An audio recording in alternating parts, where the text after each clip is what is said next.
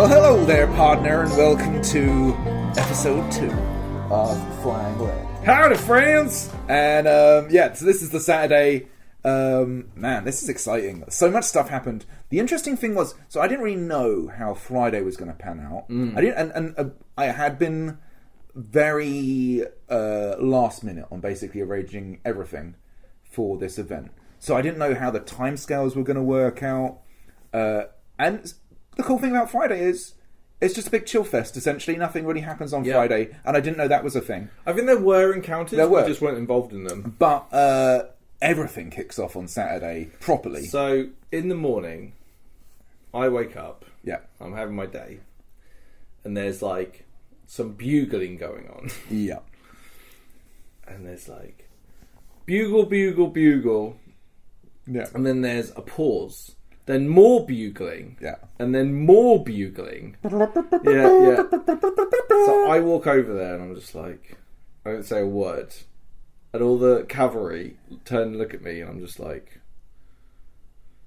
I look at everyone. And then there's the young bugler guy and he's like, tries to blow his bugle. I just take the bugle out of his hands and I go to Sergeant Goodwill and I give it to him and I just go, this bugle is a responsibility.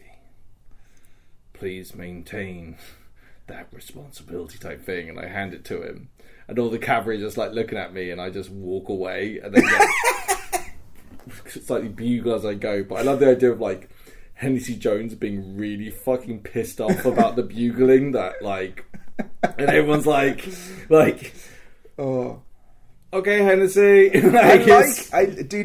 Again, I mean, as we spoke about in the previous episode, the fantasy of your character and the tension that you can bring as Hennessy to any moment, and the fact that players will play along with that fantasy and therefore let there be the tension that comes with the character, I think is fantastic. And a triumph and a real credit to all of the other players. Yeah, I totally agree. And bear in mind, I'm not intimidating in any way in real life, but man, it's really fun playing a kind of like character that could shoot you. Yeah, well, I can't remember if this happened on, because I saw you operating a bunch, and I think this might have happened on Friday actually, but there was a bit where somebody called you over to basically drop some kind of information where you separated from the group and went over to like a side bit, and you were there just kind of like lightly thumbing the hammer on your gun as you were talking to him, and it was just like you have these little things where you say you're not very intimidating, but like you do, you know,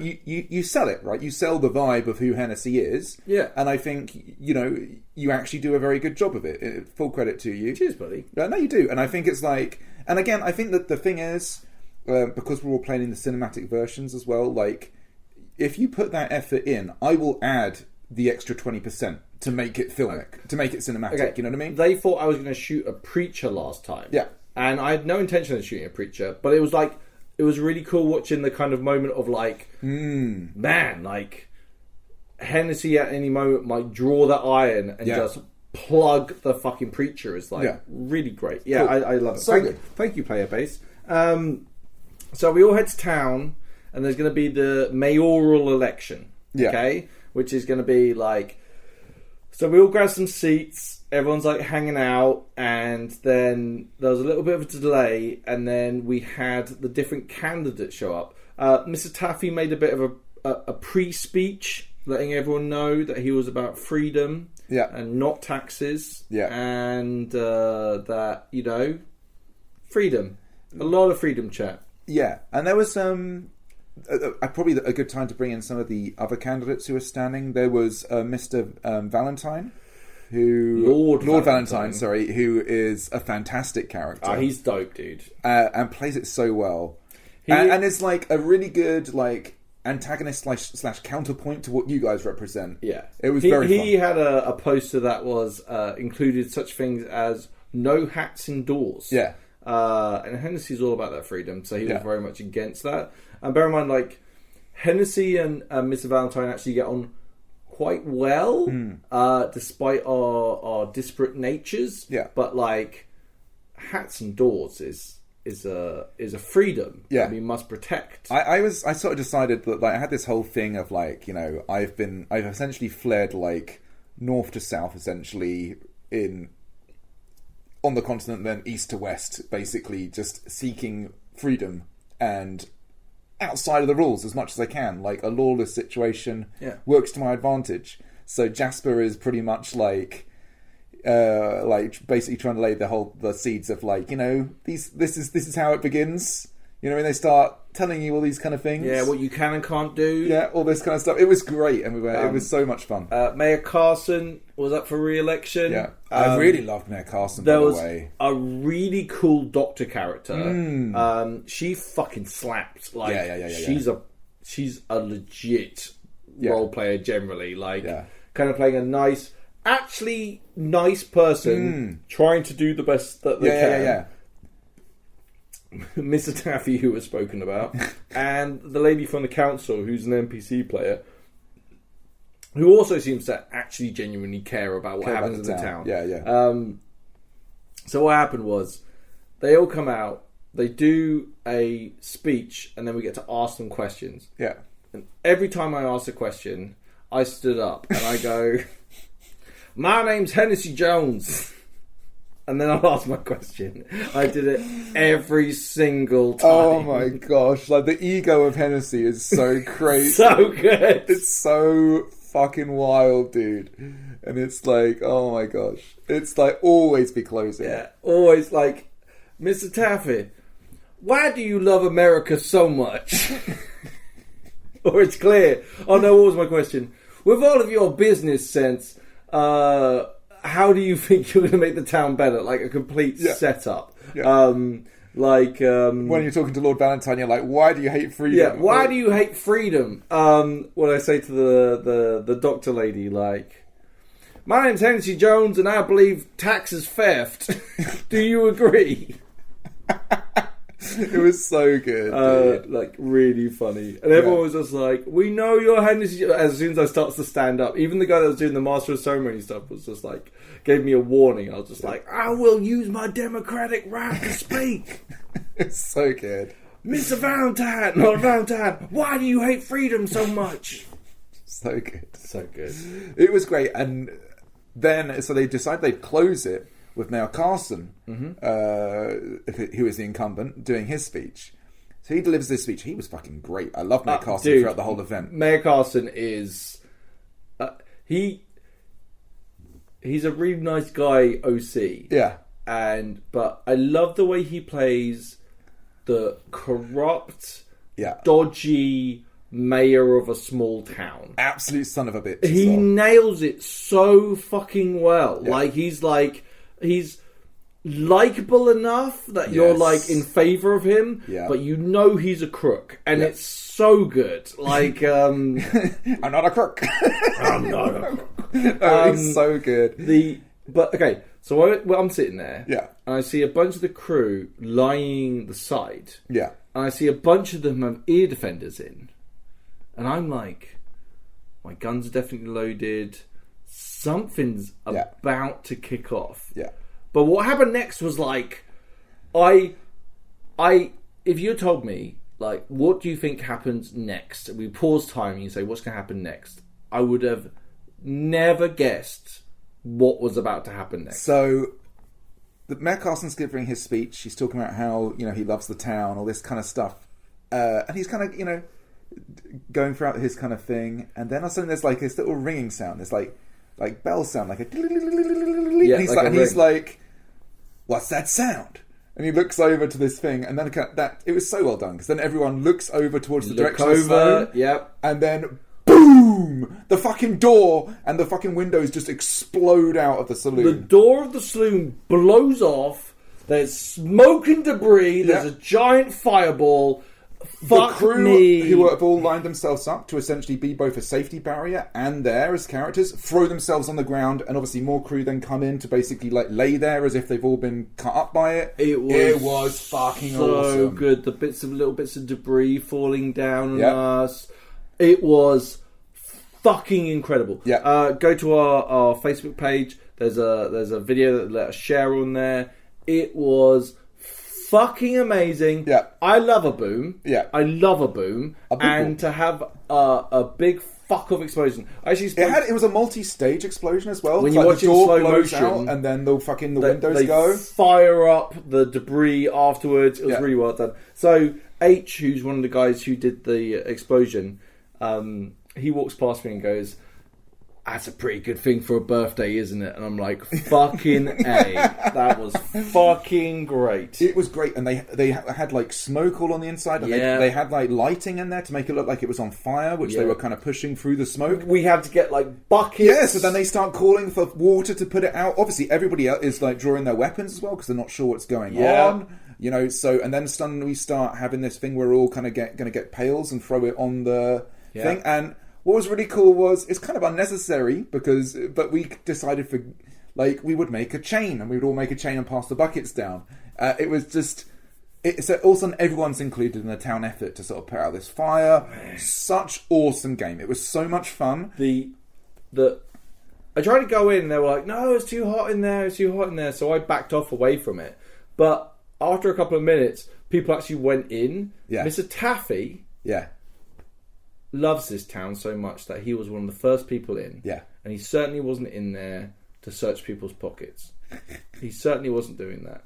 I am slightly disappointed I didn't get to go in because that would have been great. I went in fairly early because I was like towards the end after we put the fire out. Like someone kept yelling, "It's too hot to go in there." So I just figured, okay, it's an effects thing. Yeah. Not to go in there, but I didn't realise that people actually were allowed to go in. I would have loved to have gone in. But, no, I think basically it was like there was like a game point when it was we put enough of the fire out that you could go in. Basically, because like I saw Taffy go in, I decided that I would essentially like sit like at the door essentially and just like keep an eye on everything because that's very much like Jasper is like keeping an eye on stuff all the time. Yeah, you're a watcher. He's like the guy in the street corner who will like be the guy who tells people or gives a little whistle, which is a bunch of times I was like giving little whistles to people to make them aware of stuff and things, which was kind of fun. But then I kind of like there was little things like I don't think it really amounted to anything, but I was like looking in like, and I thought I can see a jacket down there, like whose jacket is that? And I've sort of found out it's like a certain person's jacket. I think it might have been the bar person's jacket and stuff like that. It was kind of fun, like added a little bit of crime detection to it. But when we were putting the fire out, it was so much fun because we were all passing them all this stuff.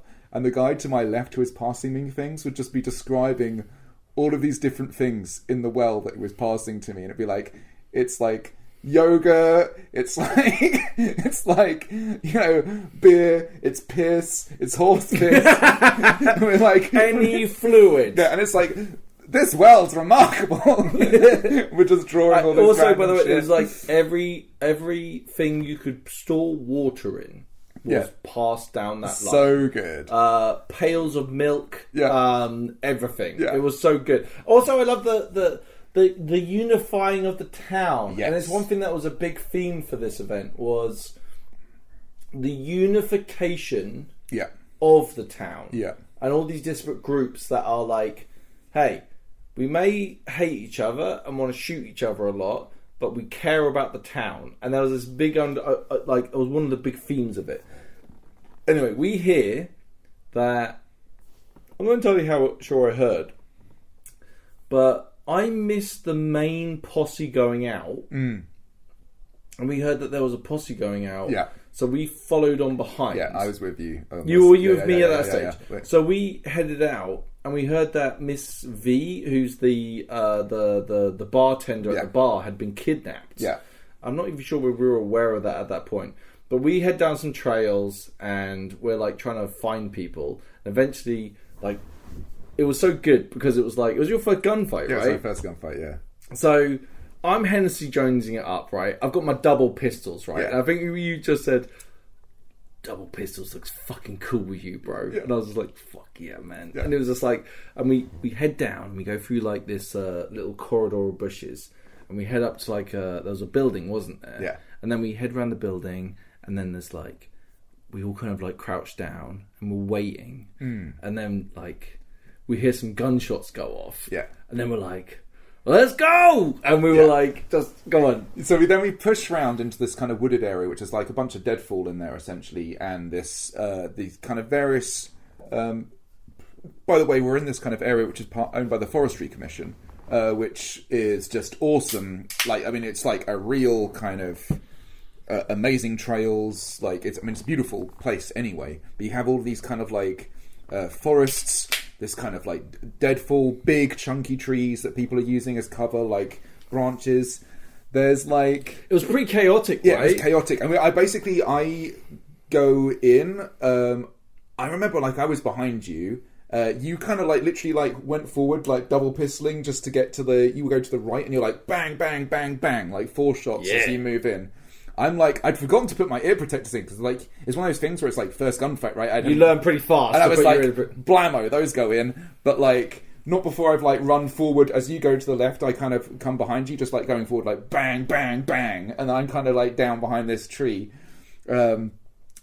And you learn also very quickly that it's a good idea to count bullets as well.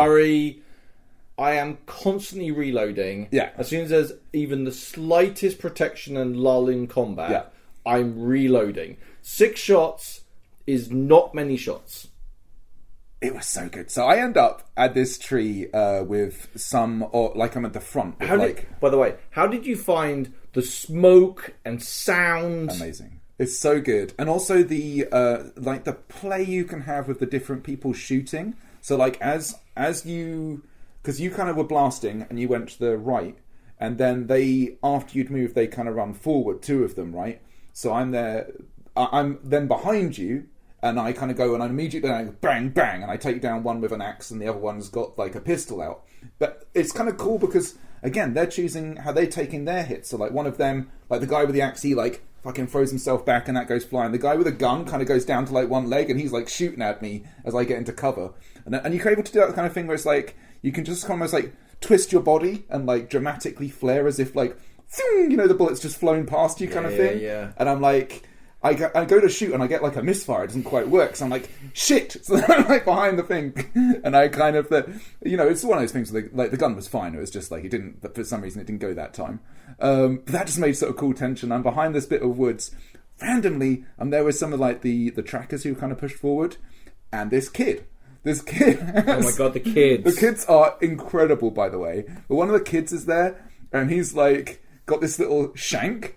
It was so good because it was like, there's me, the kid, and this guy with like a long rifle, and he's like, the guy with the rifle's like poking up, like bang, like bang, and I'm like leaning around the corner, like like, and then I'm like click, click, click, and I'm like shit, gotta reload. Yeah, and like early on, you're like, you run out of bullets, and you're like, oh shit, like having been in a few gunfights now, I'm like always be reloading. The kid was incredible. He was like, come on, mister, you gotta reload, we're in trouble here. It was like so good. The kids are really good. In fact, there was one kid specifically who was unbelievably good. Yeah. I think it was his first event. But I remember him saying to Eve, who wears an eye patch, oh, keep that up, I'll poke out your good eye. And I was like, how old is this the guy, the kid in the blue? With, how old is that fucking kid? Like, that's fucking amazing. Like, so kids good. were so good. Yeah, it was amazing. And then the cool thing was, like, while I'm reloading, somebody comes, like, crashing over the top with, like, a saber out.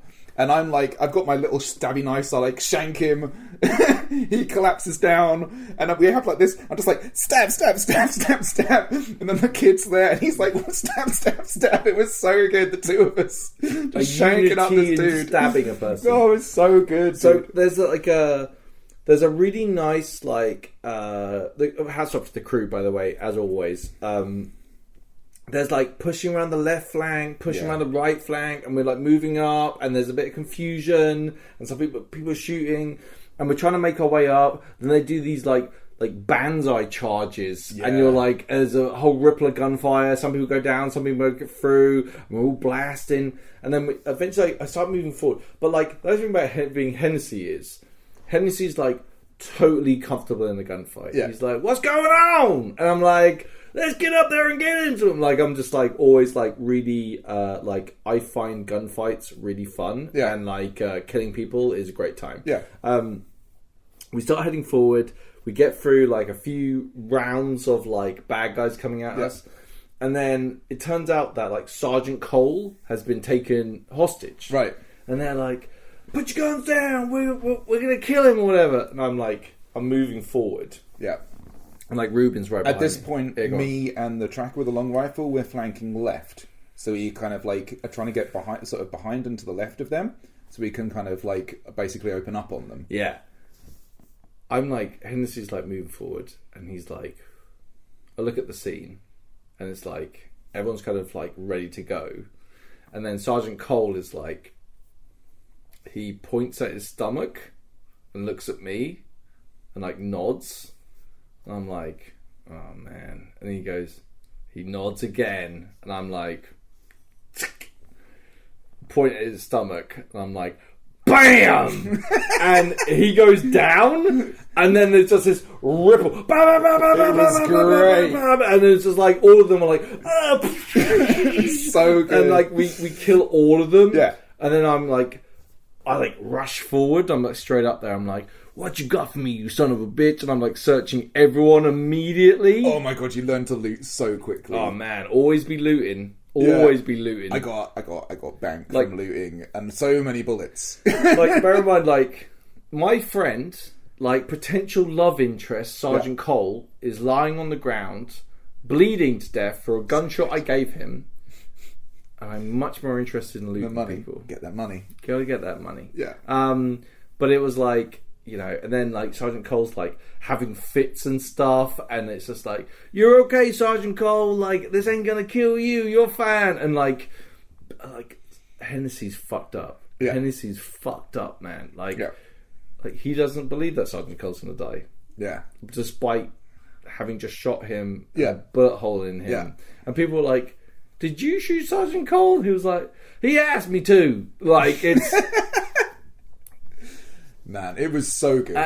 How did you feel about that first gunfight, though? Like, it was really good. The cool thing as well was it's high action, and then you get this kind of chill afterwards as well, which is kind of nice. And that's actually something for the whole event. There's like the firefights and the running around is very intense, and then you get just an opportunity to go back to camp and just chill and relax, and you can peace out and stuff. It was great. There was a nice kind of tempo, or you can just throw yourself back into something as well. It was really good. I really enjoyed the fight. I think it's really important to say, like they do it as part of the briefing, where they're like, sometimes the bullet may miss, sometimes you have a magic bullet and it will shoot down 2 people. Yeah, like it's not about being the guy that kills people or either side selling. I'm going to use wrestling terms. Selling the fucking thing. It's about the wall of noise, the excitement, the fucking it's just so fun, isn't it? Oh, man, it's so good. Like you get to really fucking get into the shit, you know. Man, there's the firefight later is great. Like, there's a bit in it which is like... Are you talking about the bounty show? The one against London Jack. Yeah, we'll get to that. It's so Spoilers. Good. I know, it's so good. Spoilers. It's the best combat moment of my entire LARP ever. Ian, you talk because I need to go and find something from a bag which I forgot to get. Sure. So the other thing with like the shootouts and stuff is just like there's all of these. It's very kind of characterful in the way you kind of get to look at all of these different people doing their thing.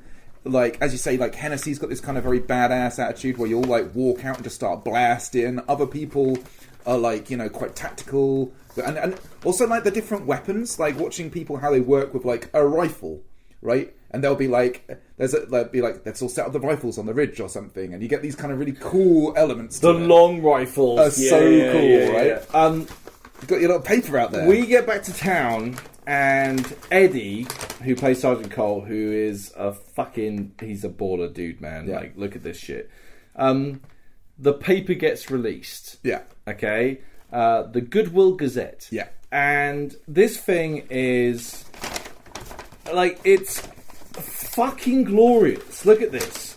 It's got a depiction of Mr. Dubois getting shot on the front. Yeah. It's got loads of articles. It's got adverts, and basically they let people know, like Dr. L. McVanderborn, who's the cool Scottish doctor, is like, there's an advert for them on the front. All this cool shit in here is like, for one event, like, I'm going to keep this paper. Yeah. This is a great memory and like a snapshot of like actually what's happening in the town. Yeah. And like these cartoons which are of the era. Yeah. And like this is a depiction of the surgery that was done on Sergeant Cole, because he had like actual surgery. Yeah. And I know who these characters are. So good. Like, these are people I know. Yeah, and it's drawn, by the way, really like in the style of the time, of the era. And there's a little thing about the Sasquatch there. There's a little Sasquatch down here. So good. Trappers Union. Yeah, which, it's great. I hate unions. And there's a little thing about you, isn't there? Well, on the back page. Yeah. I'll quote now. Yeah. Hearts heave and halt for handsome hunk. An extract from the writings of Miss Florence Booker, entitled Hennessy Jones, America's Sweetheart. So I read the whole thing. It's a couple of paragraphs. Yeah, yeah. It's so good, though. I'm going to read it. And this is an actual character in the game. Florence Booker is an amazing character. Who, we haven't actually... She's a reporter who is like... has only ever seen the best sides of Hennessy Jones. Yeah. And therefore thinks Hennessy is great. We kind of got her on board, basically, with the gang and stuff. But like through ignorance, or just through the slow temptation of the charisma of the Sticky Hand Gang and affiliates. Having her kind of like phenomenal character, by the way. When one imagines the American ideal of a cowboy, one does not realise they're imagining the fine, upstanding citizen and independent business owner of the new Devil Dog Saloon, Mr. Hennessy Jones. With his charming dark hair and manly moustache, his grace and gentlemanly manner are exemplified in his handsome attire, usually seen all in black with a dashing black hat and with silver studs. Of all the people of goodwill, Hennessy Jones is a man of principle, protecting villagers, speaking up for the town's reputation against villainous influence, and supporting local businesses. It is without doubt that Hennessy Jones is a man to be trusted to support in the upcoming endeavours of the Devil Dog Saloon. I encourage all readers to disbelieve any slanderous, nasty and downright untrue rumours that may be spread about this fine figure of respectability. He is truly America's sweetheart. Once again, speaking for the staff of the Goodwill Gazette, its readers and shareholders, Mr. Ulysses J. Kern must explicit in stating that the newspaper cannot comment on the veracity of this opinion piece. However, those that have crossed paths with the handsome Mr. Jones do indeed confirm he leaves an impression on many folks that is not easy to forget. His reputation truly does precede him. This is one tiny article in a giant paper. It's so fucking good. The whole thing is just written.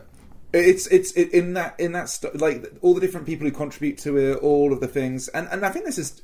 I mean, the same is true of what like the stuff in all the different LARPs. Like the people who put a lot of time into this sort of stuff, this world building. I think world building is so appreciated. Dude, when the paper gets released, like people are just sitting around reading the paper, and it adds to the whole thing of being. We're in a Wild West town, and the news just came in. There ain't no television. There ain't no internet. It's the hot gossip in town. It's the hot gossip in town. So me, Phyllis and Wyatt were all basically sitting as a little huddle, like with 2 copies of this paper, opening up, just like having a giggle, catching up on the latest gossip in town. It was fantastic, dude. It was so much fun. Thank you, Eddie. Yeah. Right. Then we hear about a bounty. Yeah. And we got to mount up. Yeah. Because there's London Jack. London Jack and his gang. And his gang is Which out. turns out to be a lot bigger than we thought. Well, okay, I heard afterwards London Jack had a relationship with a Scottish lady. Right. And what we bumped into was a fight between 2 gangs that was like from a jilted lover. Okay. But from our point of view, Ian, why don't you take us away and tell us like how because we were together for at least most of it, right? The start we were together. So basically, we kind of push through. Actually, I go up because you're down in the main section. No. Yeah, we go up on the top on the ridge. Yeah. The long guns go up to the top, right? But we go there as like support, and we're going up there. Yeah, go on. Yeah, and then we come across like basically a group who are shouting stuff. I think this is them having a dispute with the other group. But we couldn't really work out exactly what was going on. It didn't matter there. It was very chaotic. Yeah, it was very chaotic. But we start... you're up there with the long guns. And I start sneaking around through the tall underbrush, basically, to get close. And I'm kind of keeping an eye on you guys with the guns and stuff, just so we're ready to basically jack in a box. I should say, at this stage, I'm like sneaking up. They see me. And then the McCall boys... Yes. Who I think were out there trapping... Yeah. Were like... It's okay, they're friends. And I'm like, I'm so confused because I'm in LARP mode, and therefore NPCs in the woods probably mean giant gunfight. Yeah.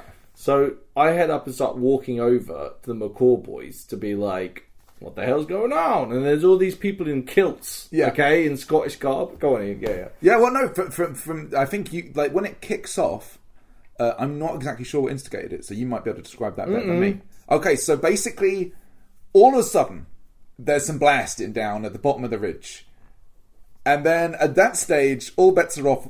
Somebody comes at me with some kind of blade. They get blasted. Yeah. Right? Straight away. Yeah. And then I'm moving like alongside you as the long guns are giving support, and we're just walking around blasting people. I have to say, you are just like literally like bam, bam, bam, bam, bam. Just and it's so good watching you operate. So London Jack comes running out. Yeah. And I shoot him a couple of times and someone else shoots him. And he falls down. And I run up to him.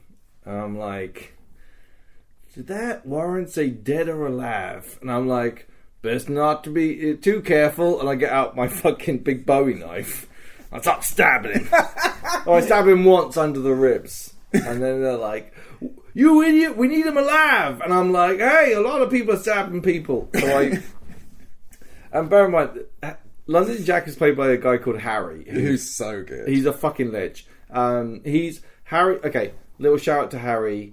Harry's the guy who, when I went to go and monster with Dawn, and they hooked after, that's Harry. Yeah. Every time I loot Harry at Flying Lead, he always pays out. He's always got $10 for Hennessy Jones. He's like a guarantee. I love looting him. He's always got something on him. He always looks after Hennessy. Oh my gosh. So I'm like, alright, what you got on you son of a bitch? While he's bleeding out. And he goes, and he lifts up his hat. He just yeets a snake at me. I'm like, you son of a bitch. That's so good. You always pay out, Harry. You always pay out. And this time, I get snake.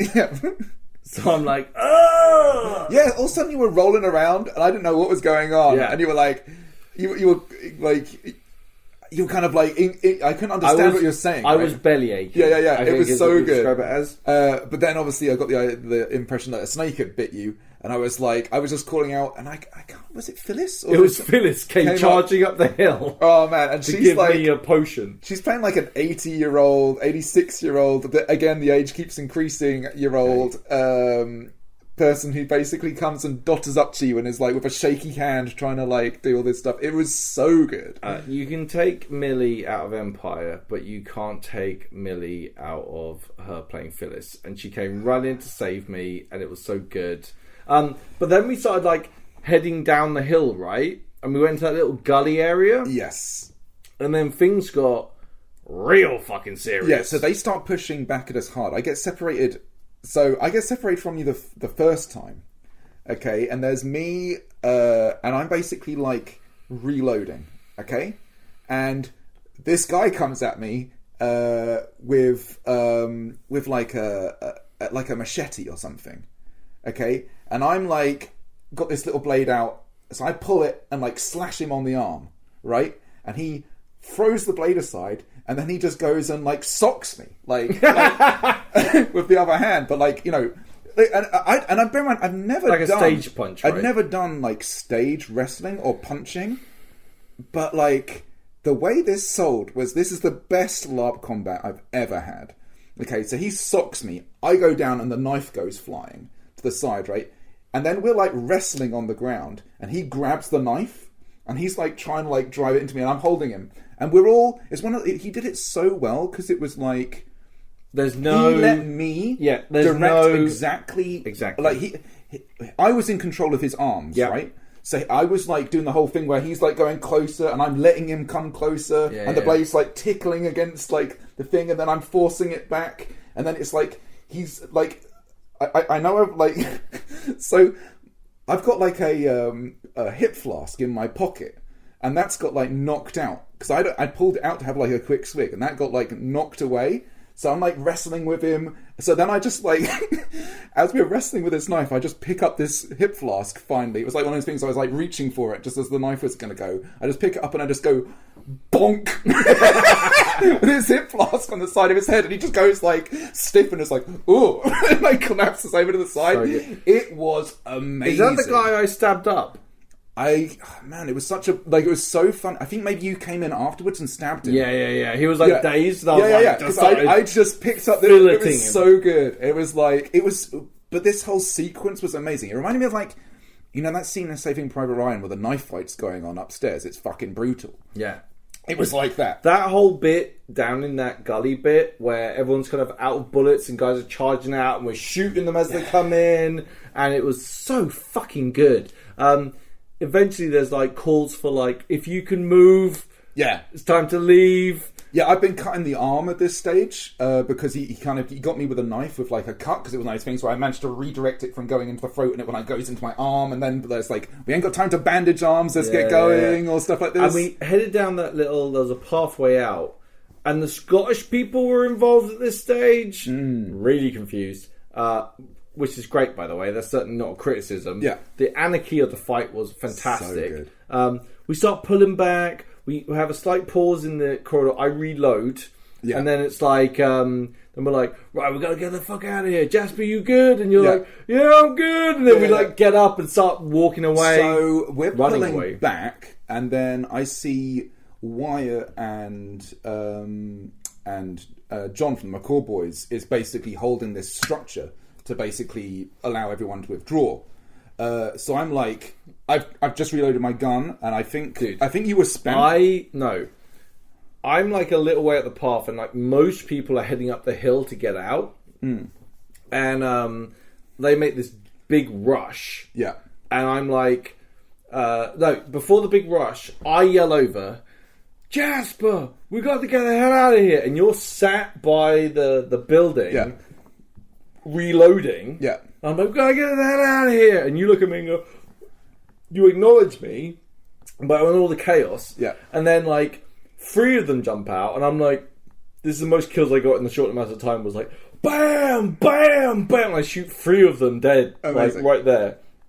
And then I'm like, I look over at you and John, and I'm like, they're on their own. Like, I just start charging up the hill to get out of there. Dude, it was so good. Because I didn't want to leave John. Because, like, he was basically, like, shooting down the range to basically, like, with the long rifle, basically allowing people to go. And all of a sudden, like, I've just reloaded. Somebody just comes... so fucked. Someone comes tearing around the corner with this axe, right? And again, it was just this cool bit of, like... So he goes in for, like... He closes very quickly to John. That the player who plays John, and does this kind of big sweeping attack, right? That gives loads of time for then John to like parry with the rifle, right? And it's all like, and it was just like one of those moments, just like you wouldn't be able to do this if everyone was treating it, like how Empire Combat is, where it's kind of competitive. Yeah. Right? Which is not a criticism of that, by the way, because I really enjoy that as well. Yeah. But, like, these cinematic moments of, like, the classic, like, parrying with a thing and, like, locking off the blade at different angles, and, John's kind of struggling to find some kind of hand weapon. He ends up getting taken down. Somebody else comes around the corner. I've got my little knife shank. Somebody else then comes round, and like I stab him and he stabs me. It's bloody and desperate and awful. Yeah, right? I shoot like somebody who's then approaching John, but I'm like stabbed up and like lay as like a dead person on top of me. Somebody else comes round and is just like blade to my throat, kind of like give it up, and I'm like, I'm done. This is one thing that's really good about the briefs in ILARP is it's okay to fucking lose, because it might lead to a hostage situation or a rescue mission, and it's like that's built into the cake. So despite you being a badass, it's okay. Yeah, well, that's the thing. I got this impression. I kind of got this. The game kind of gives you this permission. Where I was like, no, I'm going to stay with John, and if we both get out, it's amazing, and we're badass. It was quite clear after the first few guys we weren't going to get out, and then at that stage I was like, but it feels like there's still game to be had here. Hey, it's not just going to be that we're down and there's a bleed count. Imagine in like bullets flying around, you're stuck in the area, and then eventually you're cut, you're bleeding, your gun's out of ammo. You gotta give it up. Yeah. And you're like, alright, I surrender. And then it's just like, and then it leads to more game. Oh, it was so good. So we all get carried off. Like, John had just been like a badass. So like they were like properly like chatting with him. He's like got great personality, great charisma, is just like awesome RP. And then they kind of noticed that I'm kind of there slumped, bleeding out, like from a side wound. Like I've been stabbed in the arm, stabbed in the side, like they're like, my pistol's kind of out of my reach, kind of thing. They're like, yeah, we're taking that. And the cool thing is they don't take it, they just kind of give it back to you and say, for RP purposes, I've got your gun. I kind of asked somebody later on, like, I've got my knife, because I wasn't sure how this would work, because I've kind of got it tucked away. Shut the fuck up! But I wasn't sure if, because they patted me down. I'm like, you didn't check me. And bear in mind, like, padding down is one of those things where I'm searching you. Yeah. I do role play, not actually making physical contact.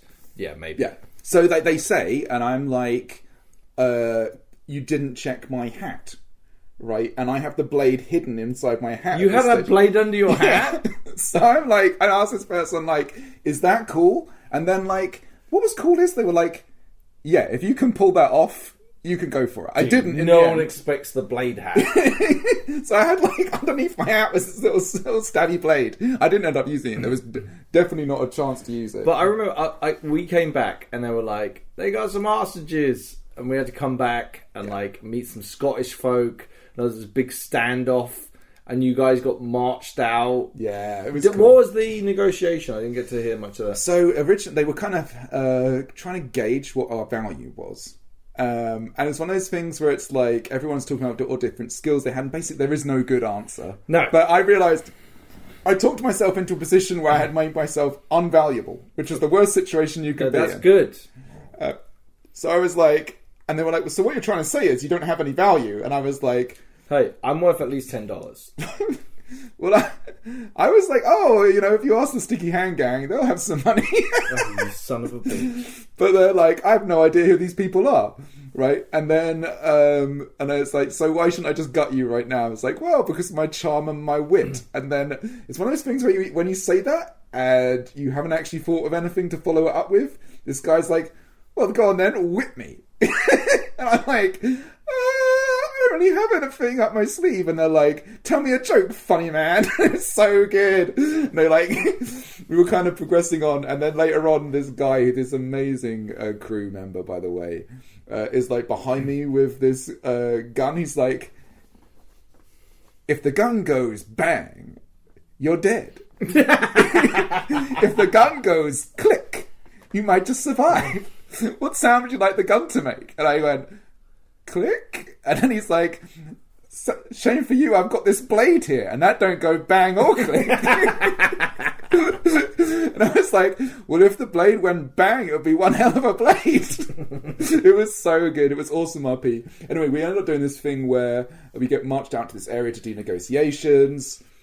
I think they wanted like $40 a person in the end. And I'm not sure if that got paid or not. There's classic Western double crossing. Not paid. So we get marched out one at a time. We managed to take one of them hostage, I think. It all kicked off. It all kicked off. So, like, I think we paid an amount of money, or Mr. Valentine paid a certain amount of money, and then I think Mr. Taffy ends up paying Mr. Valentine back later on for an amount of money. I don't know how much it was, but it was cool. It was fun RP, really enjoyable to see that side of the game as well. To be like, I'm fucked, and I'm playing a hostage. The crew for ILARP are.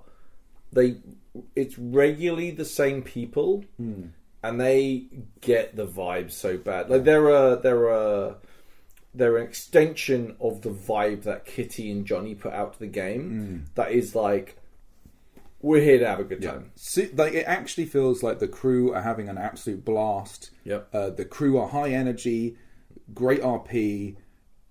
Like as you say, like the moment of defeat was some of the best fun I had in the whole event. I got taken prisoner last time. Yeah. It was great. Yeah.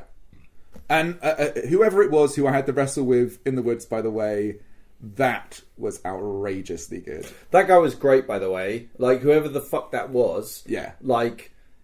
I never saw them again. That was the thing. I don't know. That guy got it. We had the best time. It was so good. Yeah. I actually forgot that you came and shanked him as well. It was so funny. I like kebabbed the guy. Yeah. Like next to him, and he was just like, ugh. He was like, well, did he say something like, no? He was like capitulating in some way, and I was just like, went at him with a Bowie knife. Do you know what I mean? And then we looted him, I think. Yeah. It was so good. But it was honestly just reaching, scrambling like a movie where the knife's coming closer and closer and you're finger tipping for the thing. And it's one of those things where, because it plays out slowly and because you're RPing it and doing it cinematically, he can kind of see what I'm doing, but also, which means that he will let me... There's no competition. Yes. It's about the moment. Yeah. And everyone live their best lives. Yeah. So he kind of allows the cinematic of me getting the thing and going... Just because I thought I didn't know what to do, because obviously I didn't want to actually hit him. Did you vocally say bonk? I said, bonk! It was amazing. That's so fucking Anyway, good. Amazing. That firefight was incredible.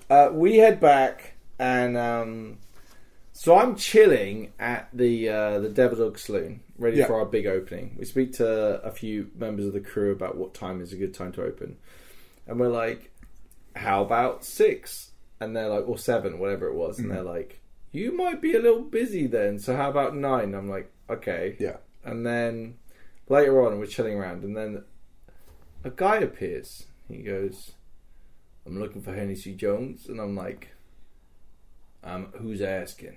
And they're like, just want a quiet word. This is the bit I'm talking about where you were thumbing the pistol. Yeah. Oh, so I so my belt's off. Yeah. But I grab my pistol. I have the pistol behind my back. Yeah. And, he's like, I'm a member of the Texas Rangers, and we know who you are. I'm like, oh yeah? He's like, well, we could try and bring you in. And I'm like, you're a long way from home. Like, I try to bluff a little bit. Yeah. And it's just like, we got a little job for you. And it's stuff that we can't do because it's a little outside the law. But if you can do it... Did your ears suddenly go like, whoop? Yeah, if you can do it, then, maybe we can forget all about it. Yeah. And I'm like, go on. It's like, well, we got this... There's this gold, way house. Yeah. And there's an agent of ours in there. Yeah. And we'd get them a letter. And what we want you to do is go rob the place. Yeah. And give the letter. Yeah. And I'm like, he's like, but if you try and fuck us, and I'm like, if you try and fuck me, I'll fucking kill you. Do you know what I mean? And then we're like, and I walk away. And then there's another representative of these guys who comes over later, and we like have a chat. And what was cool was it was just like, hey, it's going to be a really long walk. Yeah. I was like, how many people you got? I was like, this is my crew. And I pointed over, and like the whole crew was at the bar at this stage. And I'm like, he's like, well, maybe get another group involved. And I'm like, he's like, what about that group over there? And I'm like, yeah, we don't know them that well, but if you vouch for us and you think if you vouch for them and they're all good. So we get, which I'll refer to as Mrs. Brown Boys. Yeah. Because Mrs. Brown is a heavyweight in the gang scene. And she's got her gang, but they don't, like, there's a bit of mistrust there. But the plan is we're going to take Mrs. Brown Boys, Sticky Hand Gang, and associates, and we're going to go and do this job. And I get handed a letter, and I'm told, hand the... Ian? Yeah, carry on. Ian, please. Yeah. Hand the letter to the person in the red vest. Now, I'm red-green colourblind. So I didn't mention it at the time, because I thought, this is going to be really obvious. But, so we mount up. Yeah. And we have this whole plan. We have to get bandanas as well. We have to get bandanas. Bandanas were provided by the crew. Yeah. People had their own bandanas. Yeah. I went and got some. But the idea was that we are literally going to do a job. Yeah. It's very illegal. Yeah. We may have the law chasing us. It's going to be very bad. Yeah. So we head out there and we're like, right, we're going to have... I separate people into... 3 groups. Ambush crew, who's going to guard our retreat. Outside crew, who are going to be armed. I was with them. Inside crew, who are going to need melee weapons, because you can't shoot guns indoors. Yeah, which is actually a rule in the game. But also practically in this close quarters situation, you're going to need people with some tools. So, separated out into all these groups. Everyone was really cool. Yeah. And, like, the 2 gangs became pretty fucking tight at this stage, right? It was great, because it was like... It felt like one of those moments where, as we're approaching, everyone's kind of gearing up and everyone's game-facing, right? When the bandanas go up and everyone's like... The music is that ticking sound from... And it's like that music from Heat. Even, like, I was thinking, like, from JFK, you know, the ticking sounds. Music, like...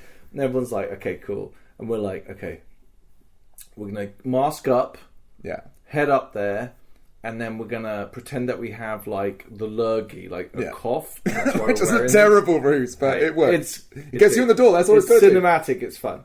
So, we walk for a while to get to this other site, and, like, ambush crew set up, and we start walking up the hill, and there are a lot of homies, like... There's a lot of bad, like... And they're just chilling. They're like normal people around this camp. Yeah. And we're like... and coughing and stuff like this. And they're like, who's... You here to do some business? And I'm like, I'm here to do some business. You know, like... I'm here to do some trading. And I head up there. And it's just like this moment of like... I try and walk in. And they're like... Hand your weapons over before you come in. I'm like... All right. I pull both my pistols out. I put them on like a barricade. Yeah. But they don't check me for my big Bowie knife. Amazing. And like, I don't know what it was like for everyone else, but I'm gonna tell my version of it. Yeah. So I walk in. Yeah. And there's a few folks hanging around the back. There's a lady by a till over to the left, and there's some guys doing business in like the like a shelf area in the middle. And I walk over to the middle. And they're like, hey, you get... And I'm like, I cough. And I'm like... and they're like, hey, get over there and talk to her if you want to do some business. I also assigned one member of each gang to be the people that would... Their job is to get the money. Yeah. So we had people with bags, basically, as well, who would actually put the stuff in. 2 folks from either gang, and I was like, really... I wanted to make it really clear, we're not here to fuck each other over. We're here to get fucking paid. Yeah. let's fucking work together. So I wanted one from either gang to get the fucking loot, so there's no fucking shenanigans. Yeah. So I cough over them, and they're like, hey, go over there and talk to them. And I'm like, I walk over to this really nice lady, and she's talking to me, oh, hey, how do you want to do that? And I'm just like, so I'm like, bear in mind, my real world experience of doing heists, not massive. Haven't done many heists in my life, Ian. Strangely. Weirdly. Yeah. So I pull my fucking Bowie knife, and I hold it up to this lady, and I'm like, and then she screams, and then there's some movement behind me, and yelling, and like, so I move around the counter real fast, and I hold I take her hostage, and I'm like, if you do anything, I'll fucking kill you. And I'm really threatening at this point. I'm like yelling, and they're like, oh no. And I'm like, so I yell at everyone to back the fuck off. I'll fucking kill her. Like, I don't want to, but you know I will. Type shit. I'm screaming at these people with my mask on and everything. And I move around, and I'm like yelling at everyone. I even have to ask her, is your shirt red or brown? She goes, brown? And I'm like, yeah, I was just checking. And bear in mind, I don't know who's wearing the red vest, Ian. Right. The one guy's got a knife.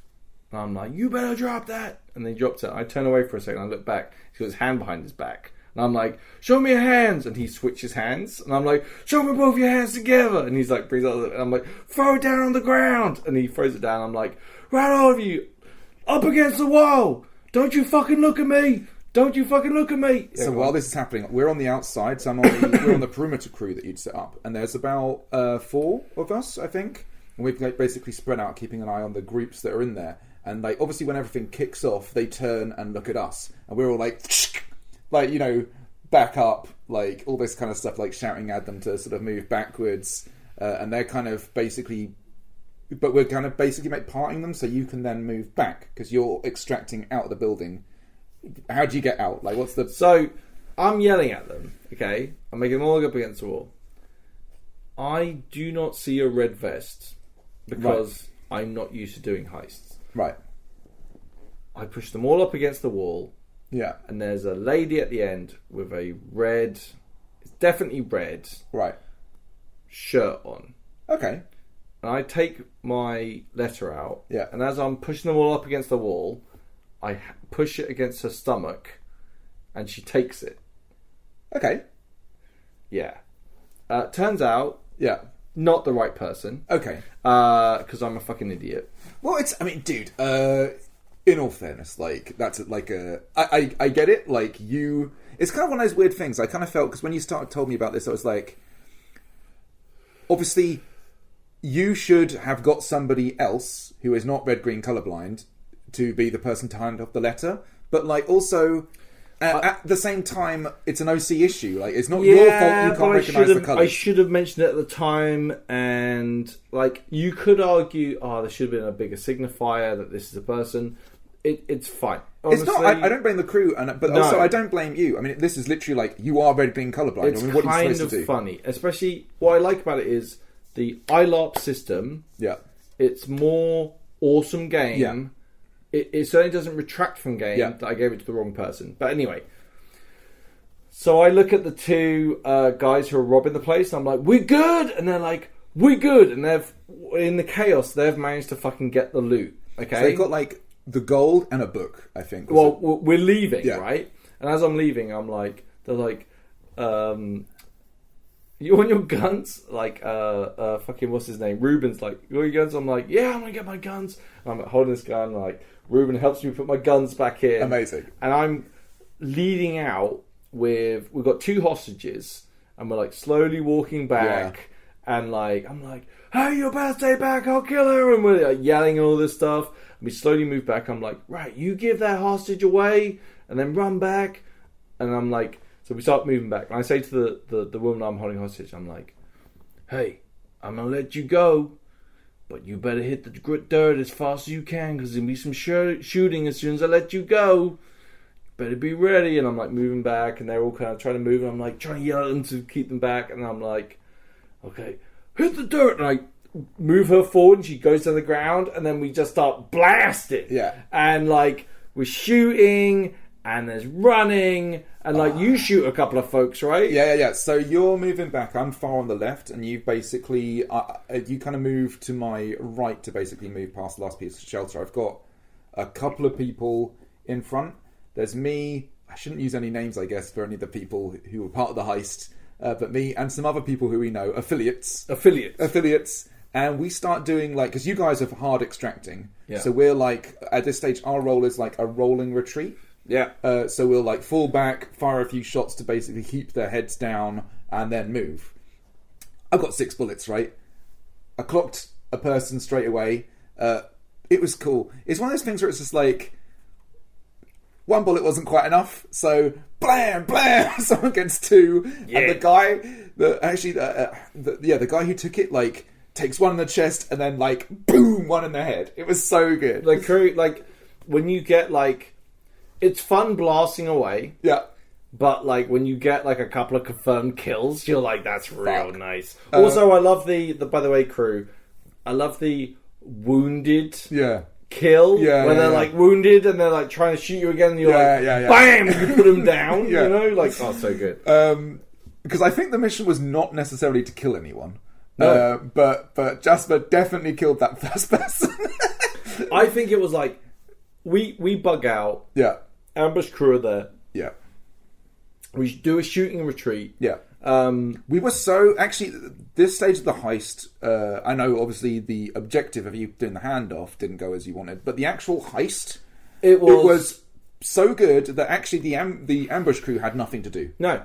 We basically fell back, rolling retreat. There was no chance for them to close on us and cause any problems. I think it's interesting to say, like, and bear in mind, like, we heard that the gold crew, there was one big bag of gold and a small bag of gold. Yeah. We got the small bag of gold and the ledger. But at that moment, when we got away and we could put our mask down, it was so good, wasn't it? Yeah. Like, it was like a legit fucking heist. And to be the center of that, by the way, was like, it means so much to me as Dave and to Hennessy. And it was like, it doesn't matter. It doesn't matter. We felt we'd done a really great job, and it felt fucking amazing. Bearing in mind, for the rest of us, I mean, bear in mind, you're the only person who the objective you fluffed actually impacts. Yeah. Right? Because you failing to give the letter to the right person only impacts you. Probably going to kill me. Yeah. Like, the rest of us, we got out with the money, unidentified, no losses, no injuries. So from our perspective, the heist was a grand success. What happens to you from now on is down to you, really. I'm going to get shot in the woods like a dog by the Rangers, I think. So good. But it was like, to do the cowboy full-on heist, and it to go the way it did. Yeah. Like, I know that I think the crew had a bunch of stuff that they were going to do, but we were so heist crew about it that we were so aggressive, so fast, and in and out, that it was like, it felt so real, and felt so like, I was yelling generic heist shit, like, up against the wall, don't you fucking look at me, you son of a bitch, like, I was just so like, good. It was so full on and amazing, wasn't it? Like, falling back, so it was me and an affiliate were falling back, basically shouting out the number of shots we had left. It was great. It was so good. Like I've got 2 left, kind of thing. It's like bam, and then like moves back because obviously, but reloading, and that's the cool thing because it's a western. It's not like a modern thing where you got clips. Like reloading takes time. Also, guns like those 19th century guns. Yeah, they there's no pushing the barrel out. Yes, it's like individual chambers. So you have to be aware of where you are in your barrel and what shots have been used and what shots haven't. There's a whole my impressions. Fuck, I loved it so much. It was peak, dude. And it was also like the Mrs. Brown boys and Sticky Hand Gang and affiliates. It was like we left and it was like we had the is it Denton, who was the big bad, who was the big city guy. We got a ledger, and all it said at the front of the ledger was all of Mr. Denton's in and outs, like all of his monies. And it's like a really nice thing because it's like the bringing down a Capone was a financial thing, right? And it's just like it felt like we're gonna bring this son of a bitch down. Yeah, like Hennessy may well fucking die because of this, because the Texas Rangers are gonna they're not to be fucked with, and they're probably gonna shoot me like a dog. But like the act itself was awesome, because that's important to say. There's like this character called Mr. Denton who kind of like is this boogeyman figure almost of this high businessman who's kind of like rolling around on the outside. Yeah, he tried to buy the town last time. Basically, who is basically making all these financial power plays. During the course of the whole event, I'm kind of learning little pieces of information. But I'm new to the game, so I'm not sure how accurate any of this is. But Jasper's kind of piecing together in his perspective what's going on. He's doing things like there was a fire, so like a farm got burnt down, land's getting bought up by this character. Also, I heard, and the railway's coming, and it's like a part of it is to buy the land for then the railway coming. Yeah. But also I started learning about, before we went on the heist, about secret gold mines and things like this. And that gets confirmed later on as well, and more kind of stuff. And obviously you get the ledger and stuff. It was cool, like piecing together this little sleuthing stuff. It felt very Jasper, like talking to people and then sort of adding 2 + 2 and making 5, and that's fine because it doesn't matter if you get it right. It just matters that you get the game. You're moving in the right direction. Yeah, right. It was great. I loved it. And then we got back, and there was rumours of a high stakes poker game. Yeah, and it was like, this definitely isn't a Hennessy Jones thing. Yeah, but it's definitely a Mr. Taffy and fucking Jasper thing. Yeah, and we spoke a little bit, and it was like, we were trying to find you because you disappeared at that stage, and we were like, right, let's get I was gathering information about this stuff before we went out, like, because I was like, oh, okay, like, I want to piece together what this is. So I was talking to a few people. Then Taffy finds me and is like, let's do this. I'm like, I'm going to get some beverages. But we run in at the very end, get into the car. But yeah, we get driven to this site. Me and Mr. Taffy. Taffy's in another vehicle. We get driven to this separate area, which is it's like literally a different sort of area of the whole field. And we get taken there, and they're playing like music in the carriage. We get to this thing, we arrive, and then we step out, and it's like, it's me, May's there, Eve's there, Ellie's there as Eve, so there's May plays as Nora, Mr. Taffy's there, and we're all basically turn up at this game. And me and Callum are both gamblers, so we have this ability to basically like essentially win a hand using our special power. Yeah, but I like the way that they were like, the way the game zone was done was like, we need servers, and we need gamblers. Yes, So some people are there just and to entertainers serve drinks, as well. and entertainers. Yeah, really cool. It was cool. So we all head down there, and me and Mr. Taffy and this other person are the high rollers who are stepping in to play the game. Now, Mr. Taffy's paid for me to step in and pay, so he's covered my stakes. Hold on, I gave you money. Well, I know, but that ends up coming back to the gang later. Okay. Yeah. But anyway, so but my point is that Mr. Taffy owes my side of the table, but we also tried to play it like we didn't know each other necessarily, or that we weren't working together. We were working together, and this other person obviously bought in. It was like a $50-$60 buy-in or something. And then there's these other two NPCs who are sitting at the table, and the dealer. And I'm sitting there, and there's what was the environment like? It's like this. It's like so I think it was like one of the airsoft environments basically, but it's like, I think it would normally be like the social area for the airsoft. Was it the same place we heisted? No. Oh, no, interesting. No, it's a different place. But it was at the Bravo site. Okay. But this, I think, would be like essentially close to the entrance to the Bravo site, because it's literally where the car pulls in and we all hop out and literally we're there. They also had this big pit that they dug that was just outside the area, which had like smoke and like light charred kind of things like burning there, which kind of gave off this kind of slightly sinister vibe. I don't know if it's intention of like, you fuck around, you end up in the pit and get fucking burnt. Yeah, I love it. Which was cool. Obviously you have to hand off weapons when you get in there. That was all cool. Step in, we sit down this table, we start playing. First hand. Okay, first hand. First action is on Mr. Taffy. Mr. Taffy puts in a few. He calls the big blind. Somebody else goes all in. Everyone goes all in. I fold because basically we hadn't actually discussed it, but the way I had thought to play it was neither me or Mr. Taffy will play against each other. Yeah, you're playing against the table. We have 3 jokers each, which means we can essentially, hopefully, win a total of 6 hands. First hand, everybody else on the table except for me has gone all in, and Mr. Taffy goes all in, and then first flop an action, plays his joker, and has the best hand, and literally cleans the rest of the table out. First hand, first turn, right? So it was like, well, that's a very quick game. And at that stage, it's going to be heads up between me and Mr. Taffy. But Mr. Taffy's like, I'll pay for these fine gentlemen to keep playing. So he buys their stakes. So at this stage, he owns my seat and he owns all the other seats at the table. So from now on, and we played a fun game of poker.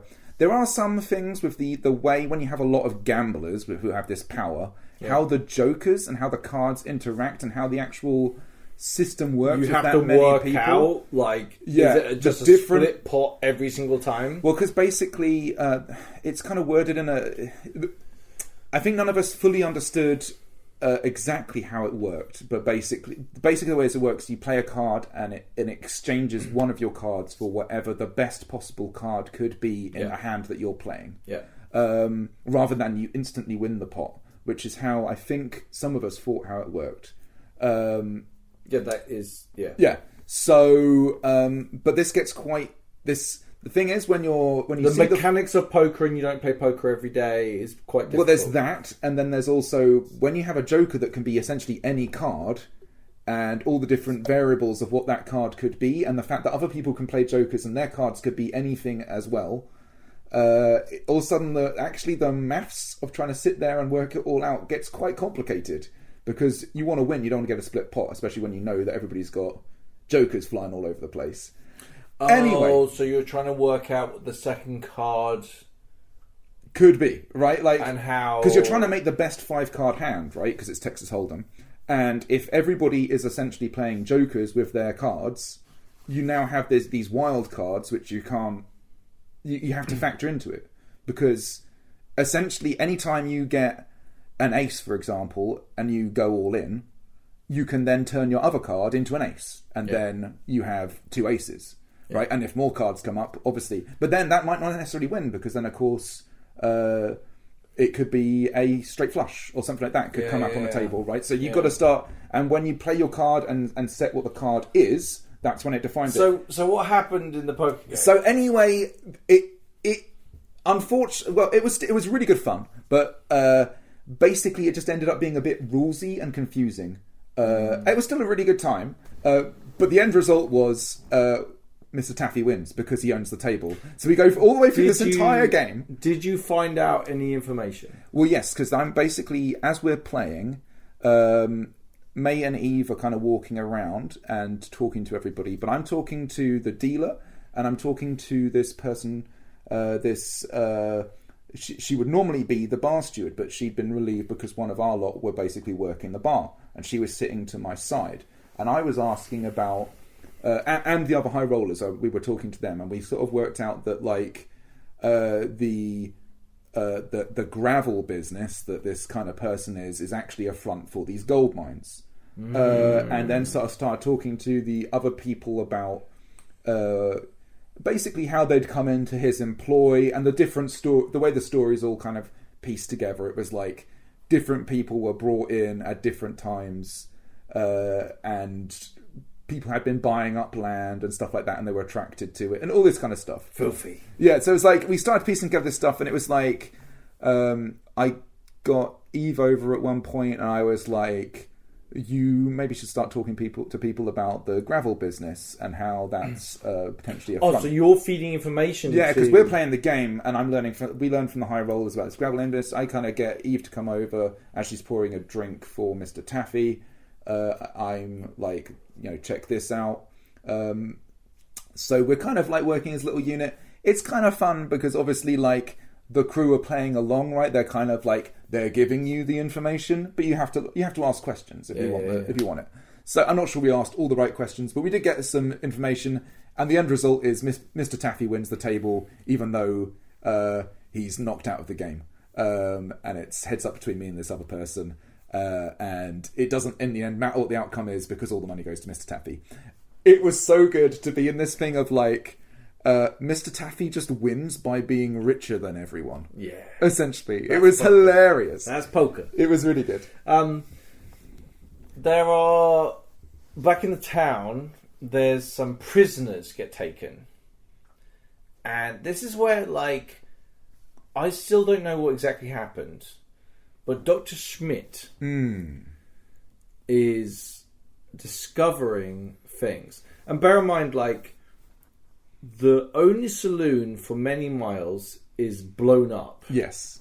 On the day of us opening our saloon, and there are the sticky hand gang's fucking colours found in the explosion and in other situations, which is like someone's trying to frame us. But Dr. Schmidt is a good man. Well, I hope he's a good man. He's involved with some bad people, like Junior. But, like, he's trying to figure out what's going on. And we find these prisoners. And I ended up threatening the prisoners a little bit. Quite a lot. In fact, I think I broke a few rules of ILARP by some testicular violence. But they all get taken away. And there's a whole thing about how... they're going to question them, but they want to keep the questioning to a very limited amount of people. So I try and get in there and try and find out what's going on.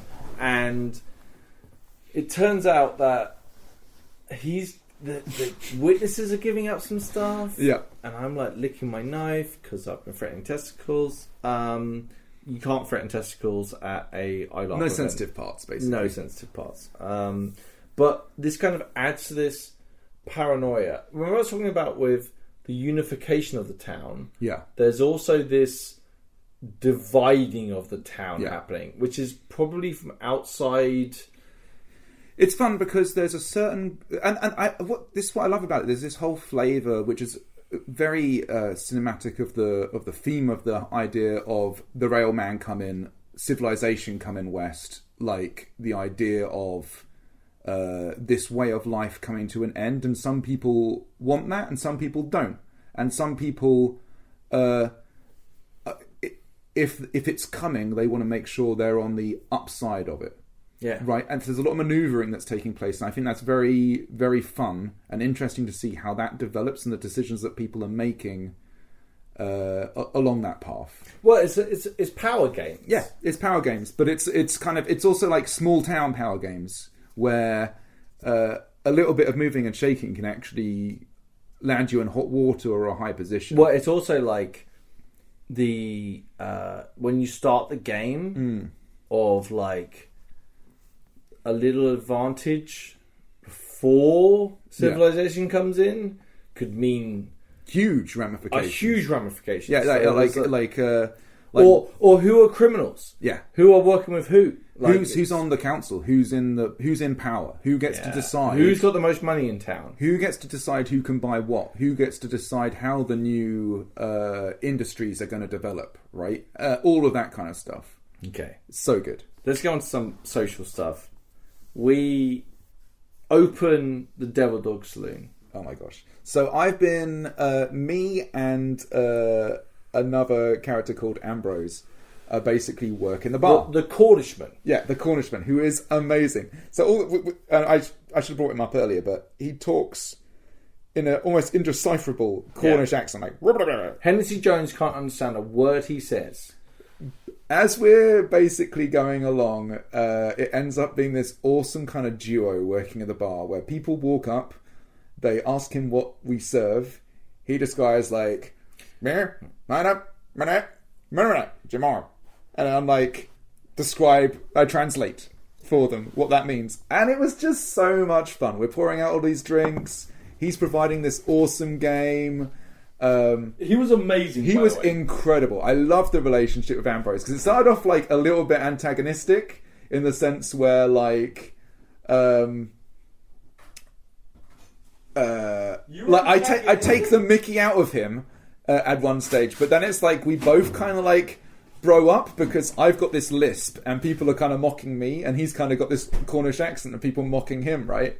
And it's like, oh yeah, we kind of get each other. It was really fun. It was so fun. We had this great little interaction. I like the fact that me and Ambrose were like, I understand what he said. Yeah. But I'd regularly say like, that's right, Ambrose. I agree. What he said, you know? We start working the bar and I'm working around handing nibbles out, all kinds of things. I was doing the whole Ian thing, enjoying being like camp mum and all this kind of stuff. I brought a lot of stuff in and lots of different people had. We had like meats, I had waffles, we had bagels, I had sweets, I had nuts. It was a good time. Salsa, dip, all these kind of stuff. It was great. But the awesome thing was you had a proper opening with a ribbon outside. Oh, we had the mayor show up. Yeah. We had a ribbon cutting. We had the band show up, and they did music inside the. It was so good. It was like I bought a Bluetooth speaker, and we were going to play honky tonk tunes. Yeah, but we had an actual band. And really good, and they played all night. They're really good, yeah. All night. And it was just like, get the band and have a drink, you know, it was so good, and having all the different characters coming along and all the shenanigans, fucking so good. We had quite a lot of alcohol, quite a lot of drinks, and quite a lot of food. And it was like a kind of we wanted it to be an all socks must go situation. I wanted to get rid of that. Yeah, I wanted to get rid of everything, but we really did. Like by we the end really of it, did. We cleared the whole place out, but it was such good feel good vibes like the whole time. So there was an arrangement that we were going to have the heads of the different families come together to talk about the future of the town. Okay. And this was what they called the Hannigans, who are a deeply violent, very strong force in the town. Mrs. Brown Boys. Who else was there? Well, Mr. Taffy, I assume. Mr. Taffy and me. Yeah. And we had a bit of a sit down and a bit of a conversation about like, and we were talking, and they were like, there's one family that isn't represented. We need to get them in. And this was the group that Junior's part of that we're pretty antagonistic to. Yeah. And they were like, okay, we'll get this guy in as well. And we had a whole sit down. It's like, clearly we don't like each other, but we're like talking about how there needs to be, like, we need to work together for the town. Yeah. And we have this whole, like the five families, right? The mafia bullshit, right? The five families coming down and sitting down and being like, we're going to fucking work together. There's bigger things than us if we don't work together. And we, like, negotiate this fucking tree. Anyway, we're in the middle of the negotiations. And there's, like, this... Something kicks off, like the fort's on fire. Did you go to that? Yeah, I go to the fort. Tell me what happened. Okay, so the fort kicks off. This is like halfway through serving, so I can't remember if Ambrose came as well. I think like I left Ambrose with the bar. I said I'm going to go check this out. So me and the whole bar cleared out. The whole bar cleared out, and we go and we head off to go to the fort. There's essentially two different routes. I didn't realise I joined the group which was like the accessibility group, which is like basically the shorter walk to get there, which is great, by the way, that they have this kind of option for accessibility, baby. It's so good, and it's like So yeah, I ended up joining that group, and what was really cool is they're like, if you don't want any spoilers, just look to your left now. And so we did. No way. So we kind of like, and they tell you, they queue you up and set you up on all this kind of stuff.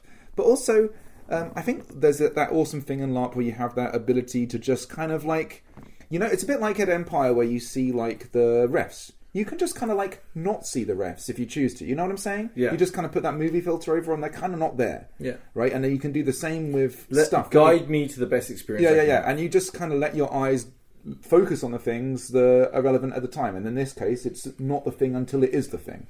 So we walk around this little trail, we meet up with the rest of the group, and we all kind of congregate outside the fort, which is this big fort on a hill, and there's a big glowing yellow light, loads of fucking smoke billowing from inside this fort. We all kind of like rush up to it. The mayor and some others basically kind of go up and basically like burst the doors open. Literally hanging from like the rafters inside it with a like hung a noose. A noose is the sheriff who'd gone missing at this stage. And I think had gone missing since the explosion at the saloon earlier. Yeah. And had like a sign round them, I think, and had been mutilated. The note said, yeah, if you can't keep your sheriff safe, what chance do you have? Type thing. Yeah. So they cut him down and carry him off to one side. We're all running in to basically put the fire out. We do the whole thing, bales of water. It's cool how quickly everyone will just create a fiction to make the moment work. There is no physical well. So we're like, where do we get the water from? We've got all these buckets and they were all kind of laid out there, but there was no well, no water source. So somebody just runs over to a bush and just acts like that's the well. And then we start doing the whole chain thing, passing along the buckets.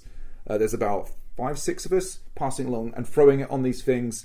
I guess they must have some kind of dimmers or whatever on these different pyres that essentially represent... Was it actual fire? No, it was like a smoke machine and like a yellow light kind of underlitting it to make it look like embers. I think there might have been some small fires around, but they went out very quickly because obviously, safety. But I think like this was mainly just a smoke effect with some yellow light. And by the way, that is extremely effective at creating the illusion of fire. And I think they just essentially dim the light slowly as we're like acting to throw the bales on. And then essentially it all gets put out and everything goes dark. Then the Mayor Carson, who's like a good friend of the sheriff, is like basically, having a moment, mourning with him. A character called Ace, kind of basically accuses him of, I think basically, and I didn't actually catch exactly what it said, but I think that along the lines of, you have failed, you haven't protected the sheriff, you haven't protected the town, this is on you kind of thing. They have a scuffle. Blade is basically drawn. It's a real cool piece of like RP between the two characters. And some like Valentine's there.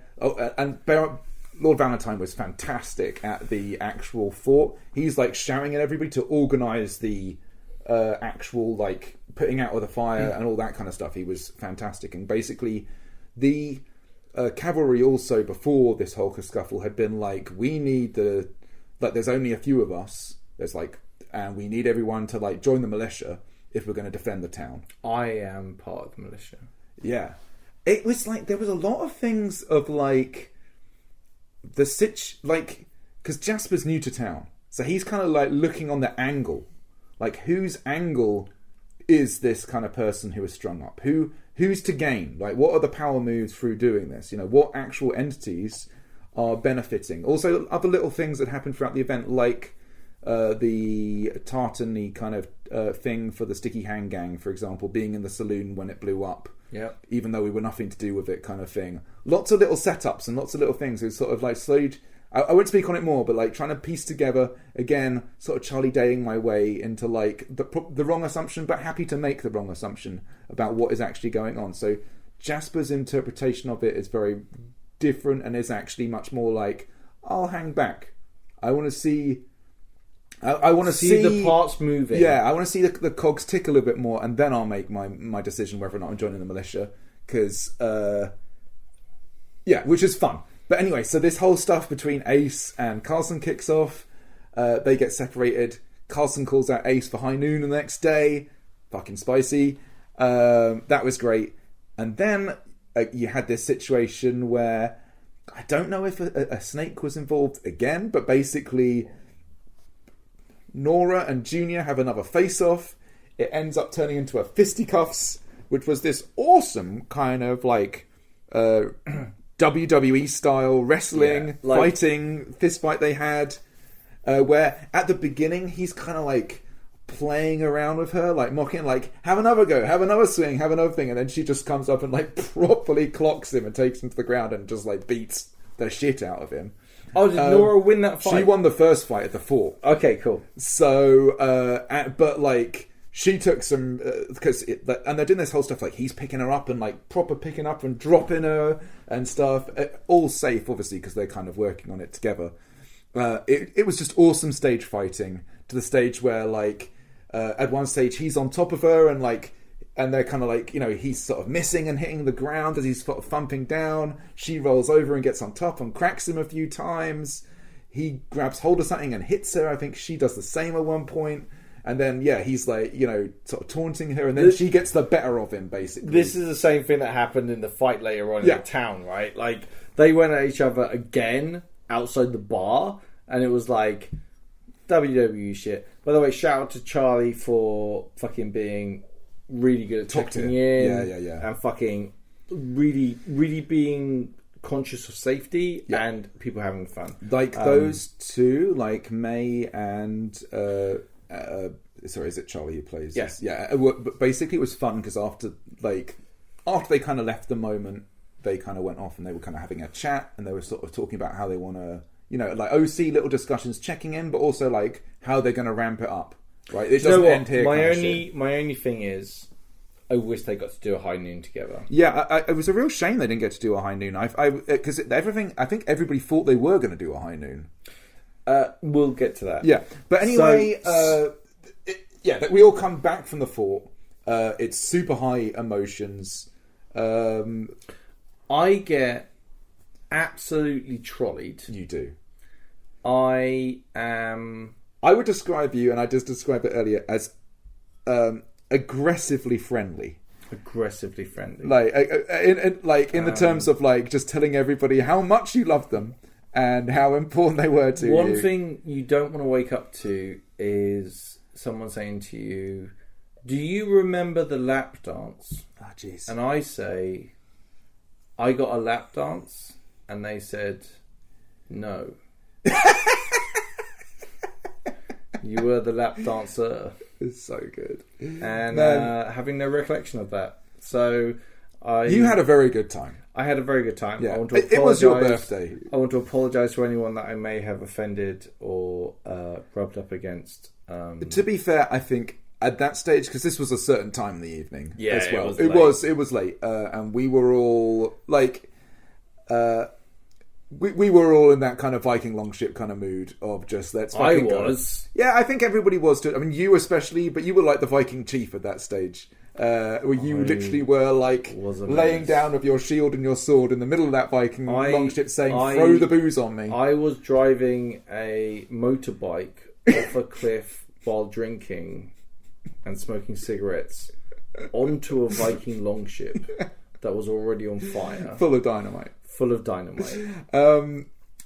Yeah, I mean, but I don't think I did anything bad. No, you didn't do anything bad. It was, to be honest with you, the fact that you made it to the next day and were able to function in some capacity is a testament to you. I think you took it up to the very limit. I was in a very bad state the next day, but it was a great time. Okay, next morning, Sunday. Yeah, bit of church.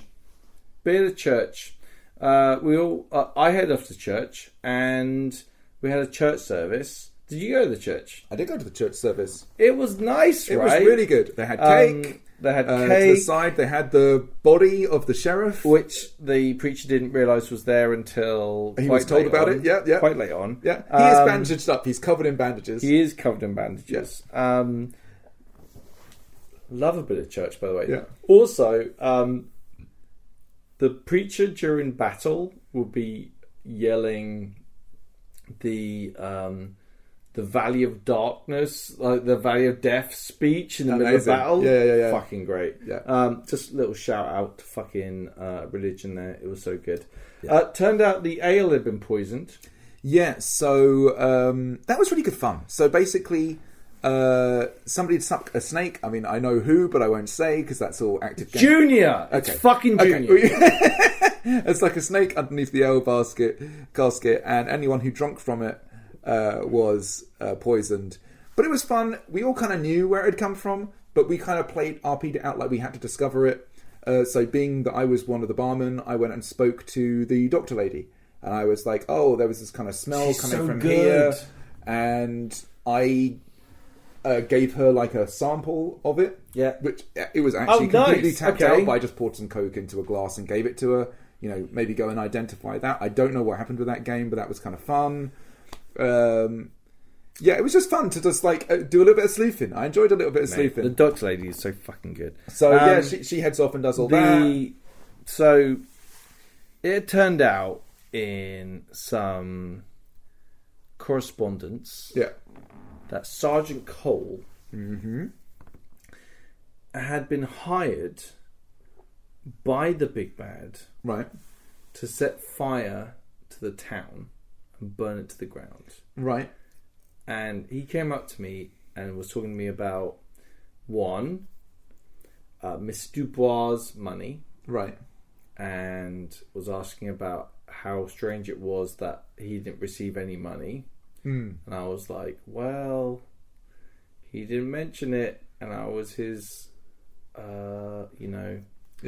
recipient, which I heard from the player who played Mr. Dubois that actually all the money was supposed to go to Sergeant Cole. Oh my gosh, I know, it hurt so bad.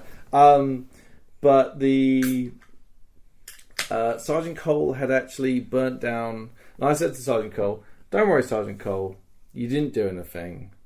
We all make mistakes. Because he got shot in the head, and that's why he couldn't remember doing it. But Sergeant Cole had actually burnt down a couple of towns before getting to our town. And it was very hard to be like, it's fine, Sergeant Cole. Everything's going to be okay. Tragic. Very bad. I'd kind of heard a little bit about this when I've been sort of sleuthing about, because of like the fires on the farms and things like that. And stuff had kind of been nudging me in a certain direction, but it would seem like very much your business, so I kind of left you to it. And then the town came under a heavy attack. This was fucking awesome.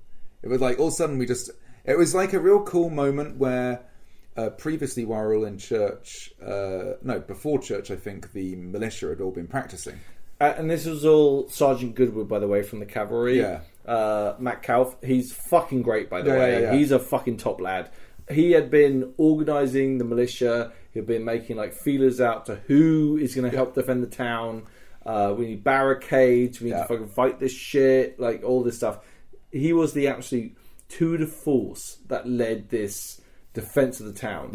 So we had barricades at the end of the town. And it was a proper shootout with brutal waves of people coming in, explosions. Dynamite getting yeeted. Oh my gosh. So basically, so during the firefight, I'm kind of pushing in and back out and helping set up the barricades and stuff, taking people down. Ammo's running low for a whole bunch of people as well. Like at one stage we push them back, and then we have time to rebuild the barricade, and they come round again. They flanked us multiple times. There's a bit where you and me were up by the barricade, and they basically all moved to position and got killed. But then afterwards, the refs essentially said to us, "You just got fanned." Yeah, you just got fanned because you can't really see, and we were looking forward, and they were to the side of us. So we were rolling around. I love this because every time I went to the doctor's thing, there were like the most bead pulls I've ever seen in a game. Like the bead pulls are red, you're dead. Black, you're back. why you're wounded. Yeah. And it was like, there was the most amount of bead pulls I've ever seen. Bead pulls for days. Well, so I get shot in the leg. Yeah. And I get carried off to by Wyatt, I think it was, to the doctors. It's just a leg injury. I'll be fine. Draw from the bag. Yeah. First bead out is a red bead. No way. First bead out is a red bead. So they're like... Red, you're dead. Everyone's like running around like, oh my gosh, this is really bad. I'm like, an artery's been hit kind of shit. Kind of thing. Spraying. I'm like, like all of a sudden, and it's like there's this thing where they can draw another bead out or something. I think it's you need to get treated within a certain amount of time by a physic. I think so that's how they it were works. treating me. They were using like clamps and bandages and stuff. They pulled out another bead and it was fine. So that was okay. But it was like, wow, okay, go out again, rejoin the gunfight. And Phyllis gets shot. Yes. Okay, and then like Phyllis is like during this battle, Millie was absolutely outrageously cool. There's this bit where like as the whole battle's going, she's like dottering, like stuttering towards the line with her pistol, like unable to really lift it up, even aim and shoot, and just bullets flying everywhere around her, everybody like falling and taking shots, getting cut up and blasted, all this kind of stuff. Who's gonna shoot an old lady? And she's just walking through the middle of it, and like everyone's just like, oh my god, Phyllis, get down. She gets shot, and I'm like, I scoop her up basically and stand her, and then the what do you call it, the gravedigger, who's played by one of our friends, Ali, has this he has a coffin lid. Okay. Oh yeah, he has a coffin lid, and like a shield, he kind of lays it behind us, and Millie, being incredible, is like only letting us like actually extract her at the speed in which an old lady can move. So we're like, I'm like holding up in one hand, leaning around the coffin lid, and like blam blam as like he's holding up the coffin lid, right? What a cinematic moment. It was so good. Take her in, she gets healed. Then later on, we go, I'm sorry to go through all my stuff. No, go on. Yeah. We go back out again after Phyllis has been fine. She's fine straight away, by the way. Like, and it was so good. Like, she's laying there injured. Like, Jasper is like, for the first time, that's the only person he actually cares about, is like holding her hand. She's calling out for her husband. Doesn't give a shit about Jasper. So I run out into the firefight, grab Wyatt. I'm like, Phyllis wants you, right? And he's like, is she dead yet? And I pull the Wyatt into the thing and like hold her hand, and she's like like basically go towards the light kind of shit, and I'm like, stay with us, Phyllis, and she's like, husband. Anyway, straight over bead pulls. Just pulls a black bead straight away. Like, what do we? Phyllis will outlast everyone. Phyllis is indestructible. We walk out straight into like a massive run into town as a bit of like an explosive gets yeeted at us. Boom! We all go down, get kind of pulled back into the doctor's surgery again.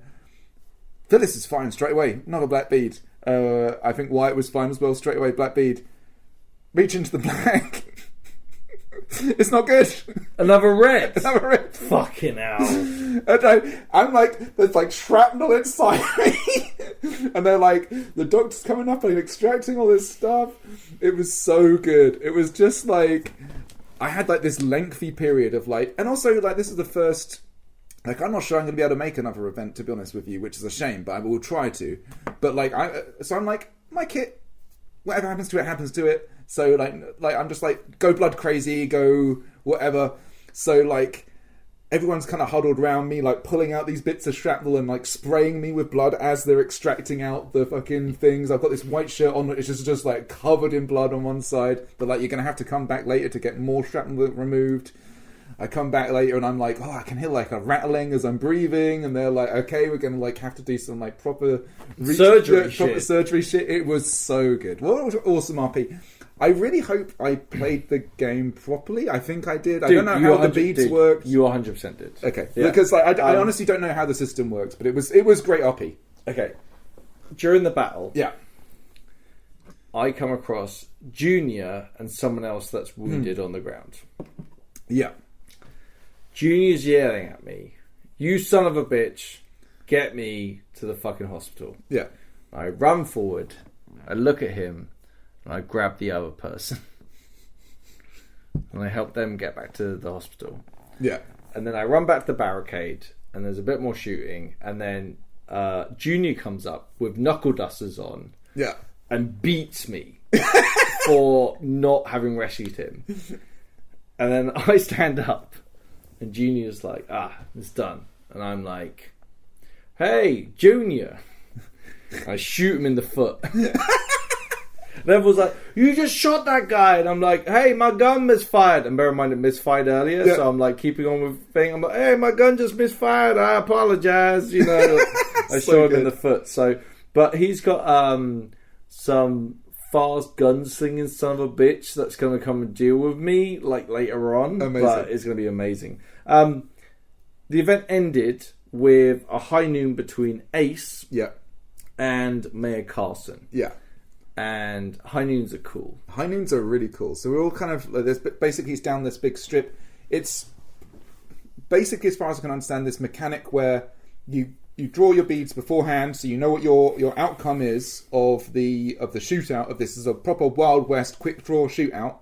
But also they walked and gave them each a tarot card or something before the shootout. I'm not sure, but I think both were NPCs. Right. They head out there.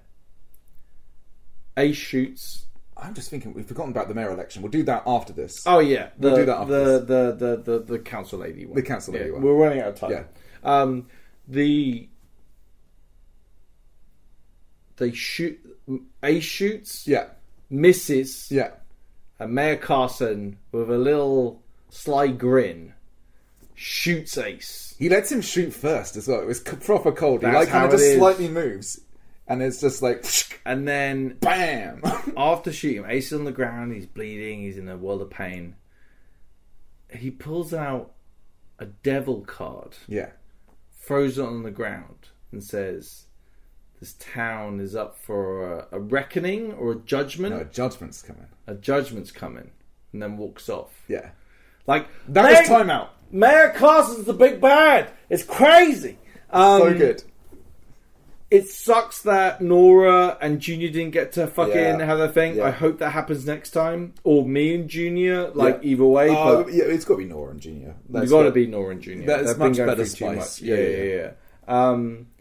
Man, what a fucking event. I loved it. How do you feel about it? So we have like not many minutes left. Okay, so I loved it. Absolutely incredible. Like, what an introduction to other LARPing systems. Yeah. Such a different way of playing. The crew were phenomenal and the players were phenomenal. Just the inclusion I felt straight away. As I say, like, a lot of people were kind of like asking me through the event, like, how it compared with Empire. I think they expected me to say that it was like way better than Empire and stuff, but it's apples and oranges. Yeah. And also, it's, as I said before, it's very important to stress that, like, my character at Empire is quite defined and very personal and expansive at this stage. So it's impossible for me to say that would be lesser given this game. But what did really strike me was how quickly I was able to insert myself into this game, become part of this community, and feel involved in everything that was happening, and feel like I had access at every moment to levers and devices within the game in which that I could have interaction with those elements in ways that wouldn't be possible at other systems, which are of a larger scale. I think, like, I love smaller LARPs. I love the effect that, like, you playing your character will have effect on things around you. I think you did a sterling job. I think it's something, a real testament to you that with what you've learned while playing Empire, you bought full bore, and you, like I was saying before, I looked over and I was like, I'm fully in Hennessy Jones' world, and I was like, fuck, what about Ian? Yeah, because you're my mate, and I care about you, and I want you to have a good time. And every time I looked over, you were like, fuck, he's fine. You're having a really good time. Yeah, I found this space where I love being like a like a support character is maybe not the right term, but I like being a character who kind of like facilitates and like witnesses game and helps expand on it. And that's been something that's been so much fun. Like I really loved just being the barkeep at the bar, right? Like that was great. Like picking up on the little bits of gossip, asking people what their stories were. Why are you in town? Doing that whole thing. Tell me about yourself. This kind of stuff. And just a stupid gimmick like having a little lisp and being one of the silver foxes was so much fun. I had a ball of a time, mate. If I can, I would definitely try and go again. I hope you come again. I'm already like, because it's going to be the last event. I assume they're just going to kill everyone. My like top ways for Hennessy to die or survive, either way could be good. But like a gang fight could be fun. Getting shot in the back could be fun. Getting executed like a dog by the Texas Rangers in the woods would be an also really good to do. You know what? But also surviving. Yeah, surviving. But I also think the best thing is whatever happens, it's going to surprise you and in a wonderful way. Yeah. And I trust the crew to do that. I totally agree. And I think that's the beauty of the game, of the people, the players, the crew, everyone involved. Massive hats off to making a spectacular event. Love it. We have 13 Patreons. We have 13 and we are going to roll. I've done a little roly-poly. Yep. And it's Violet. Thank you so much, Violet. Violet, you have been a supporter for us for a really long time. We really appreciate it. It's so fucking nice. How do you want to close out, Ian? I don't know. Let's, thank you to our patrons. There's a Patreon link and thing. Yeah. It helps us support this possible. Massively, yeah. But how do you want to close out? Don't catch this.